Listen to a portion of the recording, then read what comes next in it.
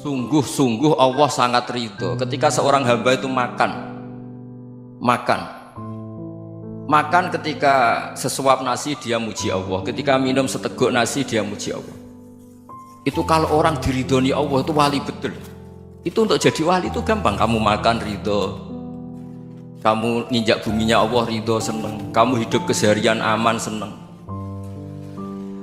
Nah ini supaya sampean kita semua ngaji betapa panduan Rasulullah untuk menggapai ridho Allah itu banyak yang keseharian sekali. Saking kesehariannya banyak dalam hadis dan itu sahih. Nabi menyebut hal-hal yang keseharian. Hatta ma tas'alu fi fimra'atika, kamu punya uang kemudian istri kamu bisa makan, itu ibadah. Bahkan sebagian ibadah itu dicontohkan Nabi yang akhirnya diprotes sahabat, yaitu wa fi buti ahadikum sedekah, kamu menggauli istri kamu itu ya sedekah. Sampai sahabat bilang, yang benar ya Rasulullah, ayati ahaduna syahwatahu wa huwa lahu ajrun, masa urusan biologis, urusan syahwat kemudian dia dapat pahala. Nabi menjawab, alaysa law wada'aha fi haramin akana alaihi wisrun, bagaimana kalau dia meletakkan ke yang tidak benar, itu kan dosa. Nah, hal-hal seperti ini yang saya ingin teman-teman semua saya juga agak ingin ngaji demi Anda, juga agak ingin. Itu dosa sekali ngaji kok pesanan kelompok tertentu itu gak boleh. Islam itu untuk semua, jadi ya cuma karena di depan saya jenengan ya seakan-akan jenengan korbannya. Itu ada ilmunya dalam usul fikih itu. Jadi orang itu harus ngaji usul fikih. Nama yang disebut, mungkin Mas Sufyan masih ingat zaman ngaji usul fikih, nama yang disebut itu tidak jaminan sebagai prioritas perintah. Jadi misalnya gini, kebetulan yang di depan Nabi itu Abu Dzar, Nabi ya bilang, ya Abu Dzarin ini uhibbuka misalnya, atau ya Mu'ad ini uhibbuka, atau ya Abu Hurairah ini uhibbuka misalnya. Banyaklah riwayat yang Nabi nyebut ya Abu Dzarin, ya Mu'ad, ya Abu Hurairah. Kemudian misalnya Nabi meneruskan khitab, ini uhibbuka, saya mencintai kamu, fakul dubur sholatin, atau sebagian riwayat disebut fala tada'anna dubura kulli sholatin Allahumma inni ala dzikrika wa syukrika wa husni ibadatik. Saya mencintai kamu, siapa saja, Mu'ad bisa, Abu Dzar bisa, siapa. Saya mencintai kamu, mohon kalau habis sholat kamu jangan lupa wiridan Allahumma inni ala dzikrika wa syukrika wa husni ibadatik. Ya Allah, tolong kami permudah supaya mudah ingat Engkau. Anda tidak bisa mentang-mentang, wong nama saya Parmin, nama saya Purnomo, itu yang diperintahkan Mu'ad misalnya.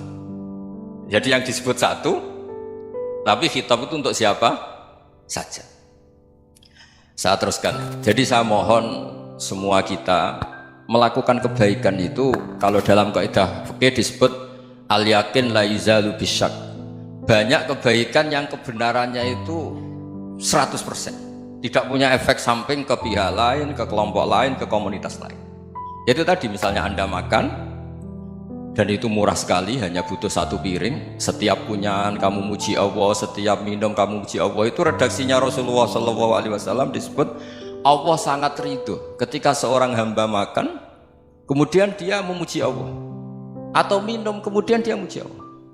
Logikanya gampang, negara seperti ini yang kamu harapkan bentuknya kayak apa, mertua, ipar, komunitas, tetangga, itu nyata terjadi itu kan belum pasti. Sementara yang mesti terjadi adalah kamu butuh makan, kalau tidak mati, butuh minum, kalau tidak mati, butuh bumi yang nyaman ditempati, kalau tidak kita juga mati. Sebab itu Allah kalau menyebut nikmatnya itu hal-hal yang keseharian. Alladzi at'amahum min ju'. Allah itu siapa? Allah itu yang menciptakan kamu bisa makan, tidak berlebihan. Allah itu yang menciptakan kondisi sosial itu ideal. Zaman Nabi itu ya ada orang munafik, orang-orang pilihan Allah itu juga diuji orang sekelilingnya yang macam-macam. Semua diuji sesuai konteks zaman dan waktu. Nah, tapi ada ibadah-ibadah yang selalu disarankan Nabi. Sampai Nabi itu pernah ditanya, ayul islami khairun ya Rasulullah, Islam terbaik itu gimana? Jawaban Nabi itu unik, it'amu to'am, Islam terbaik itu ya makan-makan, santai-santai. Ketika Allah menyebut beberapa kebaikan, falak tahamal aqobah, wa ma adrokan apa?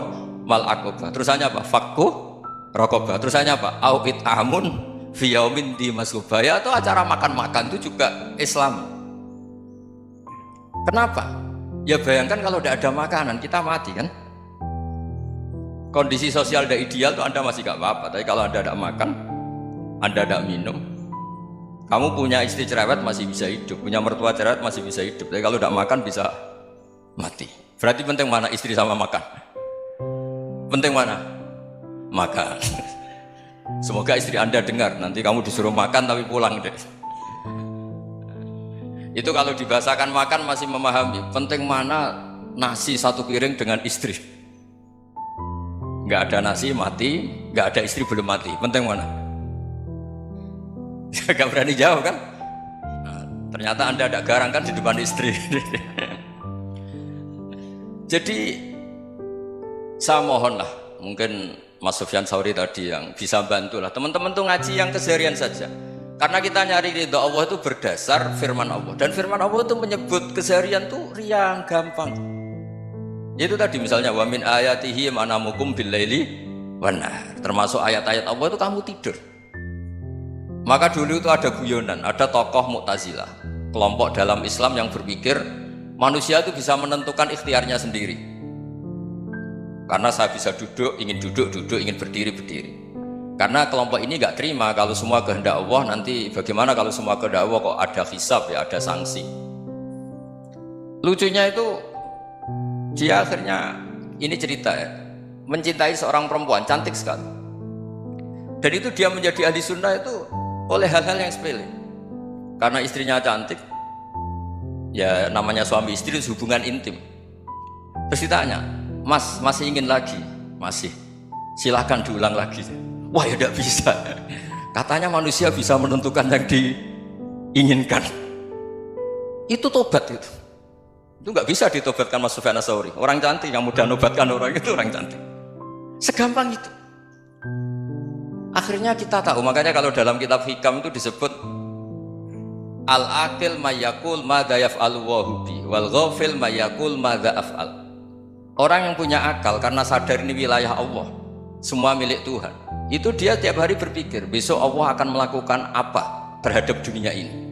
Kamu merencanakan sesuatu, mau plesir ternyata gempa, mau wisata ke Rusia ternyata perang. Kamu tidak pernah tahu apa yang akan terjadi besok. Wa ma tadri nafsum madza taksibu ghadan. Tapi anda semua kita ini sering punya jadwal permanen. Makanya saya kalau diundang siapa saja bisa takdir. Yang jelas Gus ini acara penting. Ya masih acara penting nak pangeran ngersakno piye kok ape dadi pangeran kamu kok mau jadi Tuhan.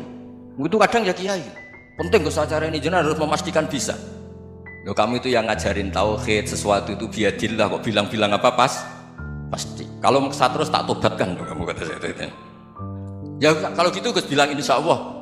Wah itu hati saya, fisik saya, roh saya sudah bilang insya Allah. Tidak usah kamu latih kata saya. Nah hal-hal tauhid keseharian itu gampang sebetulnya. Wal ghafil yaqulu madza af'al. Tapi orang yang lupa Allah dia setiap hari bilang besok apa, kita bisa melakukan apa.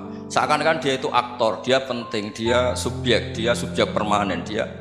Padahal kita ini hanya objek kehendak Allah Subhanahu wa taala. Karena kita yakin sesuatu yang terjadi di alam raya ini kita tidak bisa apa-apa. Makanya saya sering ngaji, sering bilang saya, ketika Anda mensifati Allah, dia yang menghidupkan, sudah itu tanamkan sehingga ketika kita mati santai saja. Kenapa santai? Allah punya cara menghidupkan kita. Zaman kita hidup juga gak tahu caranya ngelola jantung, ngelola paru-paru. Kamu juga gak tahu ngelola oksigen yang tidak beracun, tidak mengandung polusi. Tahu-tahu hidup. Gak ingin tua ya tahu-tahu tua, gak ingin mati tahu-tahu mati. Selama ini kita hidup juga agak tahu apa sebetulnya. Hanya gaya tok, punya jadwal, punya planning. Kalau kamu bisa menentukan pilihan Anda, pasti Anda istrinya cantik, 4 neriman semua, kona'ah semua. Nyatanya enggak kan? Sudah 1 jelek, cerewet. Oh itu kan, nyatanya enggak bisa apa-apa Anda kan? Dan kamu bawa mati lagi. Itu kan. Istri Anda juga gitu, punya keinginan punya suami yang ganteng, yang jabat, yang neriman, yang gak poligami. Ya tidak kesampaian juga. Kalau kita ngitung tingkat kegagalan kita itu gagal terus. Ya kan? Nah, terus ingat Allah. Madza yaf'alu wa bi. Orang yang punya akal selalu berpikir Allah itu menghendaki apa terhadap saya. Lalu sama-sama orang melihat orang yang serius, itu kata Anda itu pemikir berat, serius, senang punya tokoh yang merengut tuh, karena kamu anggap serius. Tapi sebagian orang anggap orang yang serius itu wong merengut, wong masam, wong muka kok ditekuk. Jadi sama Itu hati ya muqallibal qulub tsabbit qalbi ala dini, karena kita nggak tahu cara berpikir kita tentang orang lain, tentang sekeliling kita. Misalnya kita orang baik yang jenis ngrumat fakir miskin, ada orang bangun masjid mewah itu janggal. Apa artinya masjid mewah kalau banyak orang kelaparan? Tapi kalau yang jenis pendidikan, apa artinya masjid mewah kalau tidak bisa ngaji? Nanti yang jenis infrastruktur, apa artinya ini kalau semuanya punya sudut pandang yang berbeda-beda. Dan Islam mengapresiasi semua kebaikan. Tapi katakan semua kebaikan itu adalah kehendak Allah Subhanahu wa taala. Karena apapun baik Anda itu pakai fasilitas yang diberikan oleh Allah Subhanahu wa taala. Sehingga ini yang disebut qulillah tsumadarhum fi khawdihim yal'abun. Ya, kembali tadi ke tema-tema bahwa keseharian Anda ini sudah Islami. Saat Anda tidak bisa melakukan apa saja. Saya sering ada jenazah, biasanya kalau tetangga meninggal saya sering disuruh ngelepas. Saya bilang orang ini baik karena sering ngelamun di rumah, sering nganggur di rumah. Ditanya sama anaknya, kenapa Gus nganggur baik? Ya kalau dia nganggur artinya juga gak berbuat sesuatu yang maksiat kan?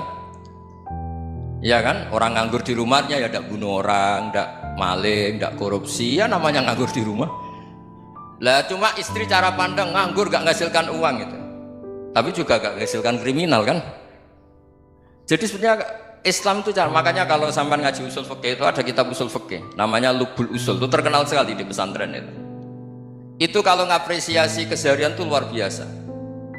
Itsma min mubahin illa wa yatahaqqaqu bihi tarku haramimma. Karena keseharian yang mubah saat Anda lakukan itu ada kehebatan yang luar biasa, yaitu meninggalkan haram. Makanya dulu banyak orang-orang alim ketemu temannya itu guyon sampai semalaman. Itu biasanya yang semangat Islam itu, kiai kok tidak tahajud, kiai kok tidak witir. Orang yang sedang mapan uangnya banyak, malam itu tidak kelayaban itu sudah luar biasa. Melawan nafsu supaya tidak maksiat itu sudah luar biasa. Supaya lupa guyon sama temannya semalaman sampai subuh, gejlok-gejlokan ngenang zaman miskin, zaman kuliah gak jelas, zaman apa. Melihatnya jangan tarkut tahajud seperti ini, meninggalkan tahajud, tapi meninggalkannya ini talkul muharramat. Jadi kayak apa hebatnya? Sehingga Imam Ghazali punya riwayat yang agak unik. Hatta takuna ibadatu akhiri hadil ummah iku an-naum.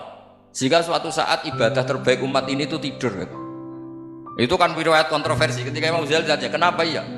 Kenapa kamu mulai keluar dari rumah itu sudah banyak maksiat, melihat perempuan yang enggak mahram, melihat fenomena. Tapi kalau kamu tidur itu enggak melihat apa-apa.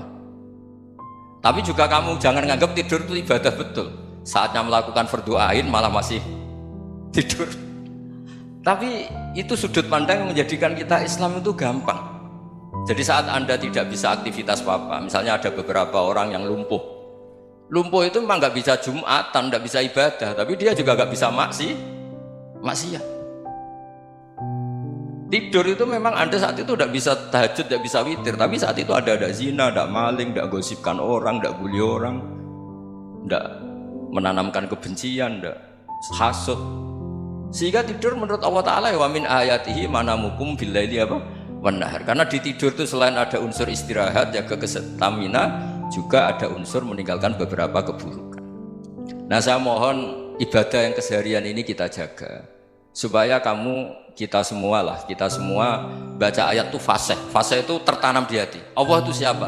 Alladzi at'amahum min ju'i wa amanahum min khauf. Dan Allah kalau cerita di Quran itu anna sababnal ma'a sabba tsumma syaqqaqnal ardha wa syaqqa fa ambatna fiha habba wa inaba wa qadba wa zaituna wa nakhla wa hada'iqa hulba. Kamu tahu saya ini siapa, kata Allah? Saya ini adalah Tuhan yang menurunkan air, kemudian ada tanaman banyak, habba wa inaba wa qadba, ada zaitun, ada tin, kalau orang Jawa mungkin ada tela, ada padi, ada mangga, ada pisang. Sudah. Wa inaba wa zaituna wa nakhla wa hada'iqa hulba, ada perkebunan yang lebat. Tujuannya apa? Mata Allahum, silahkan kamu pakai, kamu nikmati. Tapi karena kadang kita ini punya ide-ide besar. Tadi untuk syukur saja nunggu punya istri neriman, rumah baik, tetangga baik, komunitas baik, semuanya baik baru syukur. Lama-lama nanti ada di surga, syukurnya nunggu surga paling kelas A. Itu sudah ada yang menghuni Rasulullah, kamu gak boleh di situ. Masa untuk syukur saja? Repotnya Masya Allah. Jadi mohonlah Quran yang kalau Anda hafalkan juz amma itu kan ada ayat-ayat yang kayak tadi. Ya, fal yanzuril insanu ila ta'ami. Coba lihat. Apa yang kamu makan itu? Dari mana? Dan untuk mempertahankan hidup kamu keseharian. Jadi jangan kira ibadah itu harus membentuk komunitas yang versi Anda. Ibadah itu harus yang hal yang mulu-mulu. Kesehariannya Anda alami. Loh, ini saya tidak bikin-bikin. Saya ngaji bukan karena berdasar pesanan.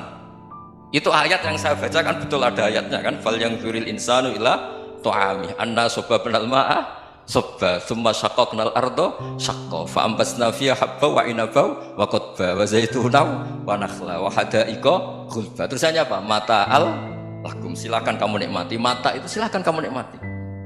Ya kayak sampean dikasih hidangan ya makan. Ya sudah makan, habis makan ya minum, habis itu ngantuk ya tidur. Ya sudah normal-normal saja.